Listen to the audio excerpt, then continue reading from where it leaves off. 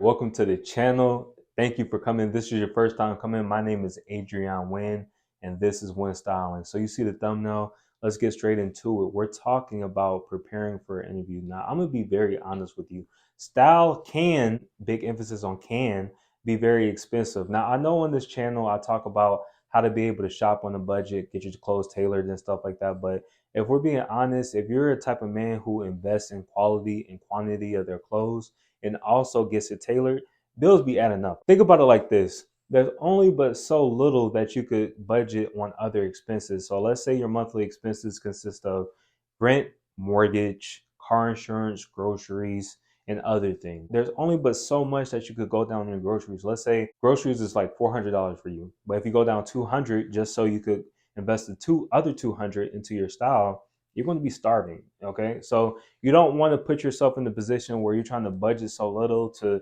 compensate for your style. Think about it like this. The sky is the limit of how much you could be able to make. You know, you could budget so little, but you can make as much money as you want, especially in this day and age with technology in America. Let's talk about a mindset to be able to prepare for an interview so that you could be able to make more money to fund your style. Number one is going to be more of a mindset thing. All right. So I want you to focus on bringing more value to the marketplace. I don't know if you're familiar with any motivational speakers, but Jim Rohn, he always talks about make sure that you work harder on yourself than you do your job. And I can tell you that this is absolutely the truth. For years, I've always thought that if I work hard, bust my ass, that I could be able to have, more pay, maybe overtime and some type of promotion or compensation. But that it doesn't always work like that. You have to look at as far as the value that you bring, skill set. We want to talk about knowledge. What do you bring to the table that a company is going to look like, hey, this guy actually brings a lot to the table and he is the asset that we definitely need and he needs to be compensated for that. If you're in a position where you want to do better, think about the line of work that you're in or that you want to be in.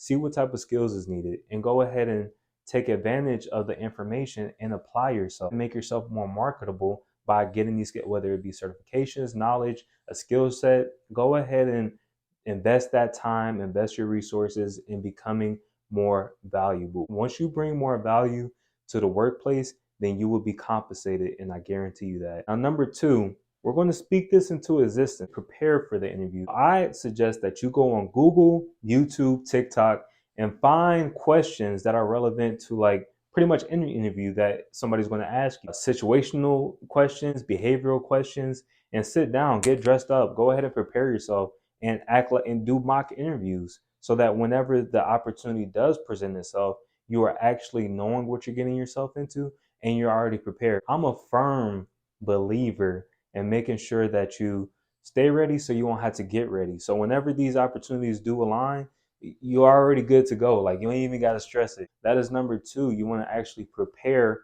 for what's to come. Number three, focus on style. Now, when it comes for an interview, once you have an interview, whether it be in person or whether it be via Zoom, Teams, you want to make sure that you dress to impress. So there are two different color suits that I advise you get. We're always going to talk about the fit. So make sure that one that is fitted, but you're going to have two different color suits that you could choose from. You could choose from one, a navy suit that is classic, that is very professional, and number two, a gray suit. You want to make sure that you have a navy suit, a dark gray suit. Those are very versatile. You can wear other occasions, but we're just talking about an interview for this video. So let's get into the shirt. You want to make sure that you get a nice white shirt like this. I'll say a nice white shirt like this. And remember, we talk about the fit. Now, this is a good fit right here. My shirt kind of goes a little bit over my blazer right here. This is a good look as far as fit, but you want to go for a nice white shirt. Don't go for an Oxford collar button down white shirt. That's more on the casual look. This is a nice white dress shirt. I believe I got this from Zara not too long ago. It's a pop of white and it's very professional. The necktie and the pocket square. A rule of thumb for a necktie and a pocket square is that they don't need to be exactly the same. Matter of fact, you shouldn't get them exactly the same. You want to have a tie and the pocket square that complement each other. So your pocket, see, my pocket square actually matches my shirt. That is a good thing to be able to achieve a very professional and clean look for an interview. Now let's get into socks. Whenever you're wearing a suit, you want to make sure that you have socks that matches the suit. So if you're wearing a navy blue suit, have navy blue socks that match the suit.